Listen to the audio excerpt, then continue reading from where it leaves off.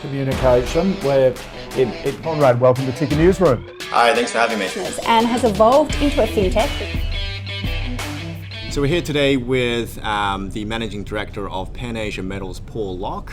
They've just recently had a successful IPO on the ASX. What we're doing today is following up on their progress and also their plans moving forward. Also here to discuss some of the announcements that have recently been posted on the ASX. So, without further ado, we'll jump into the questions. Thanks for joining us, Paul. Thanks for having me, Conrad. That's good. Thailand, obviously, where the primary location for the flagship project is. I can understand the sort of efficiencies and strategic geographic location of Thailand. Tell us a little bit more about, I guess, what you're experiencing in Thailand and what the developments are. Okay, so Conrad, you might remember that the reason we're in Thailand or in Southeast Asia is because of the low-cost environment. So we particularly like Thailand and Malaysia because they're two advanced industrial economies, and Thailand is the fourth largest auto producer in Asia and the largest producer in Southeast Asia. So for us, Thailand is particularly special on the lithium side because they've got a EV policy which gives 8-year tax breaks to car manufacturers and tax breaks to component manufacturers. So they're really trying to roll out EVs.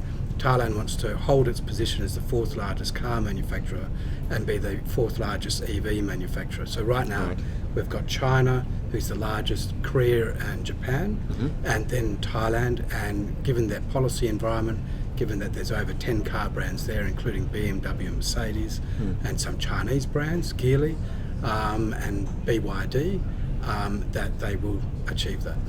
Okay, and we did hear a little bit of news on Kingsgate, where they were effectively, they stripped of their license for gold.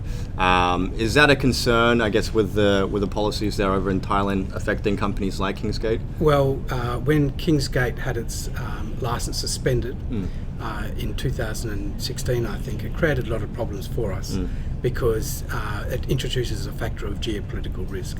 Those negotiations with the Thai government have been ongoing and they look to be successful, and Kingsgate was just awarded, I think, 50 or 60 new gold exploration licenses, which shows that the ice is thawing and there's a lot happening in Thailand for Kingsgate, which is great for us. Okay, so the geographic location is good.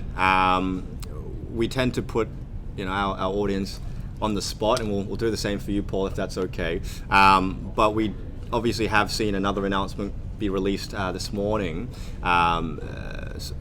basically stating that you'll be drilling now in New South Wales. So you've talked about obviously Thailand being a very good place to work. Why Australia now? Okay, so we are focused on projects which are low cost and doable. So our key Khao Sun tungsten project in Thailand, our Rheon Ket lithium project are two primary projects. But our announcement today was about the Minta tungsten project in West New South Wales. And you're right, it doesn't fit our overall strategy. But we also, we don't put our blinkers on with regard to projects, and we're always looking. And sometimes we see projects which don't quite fit our low cost mandate, but they might have some strategic value. So in the announcement today with Minta, you'll see that we're drilling an area where it has there were some quite high WO3 intersections, tungsten intersections, greater than 0.3%, which is high, and they're from surface.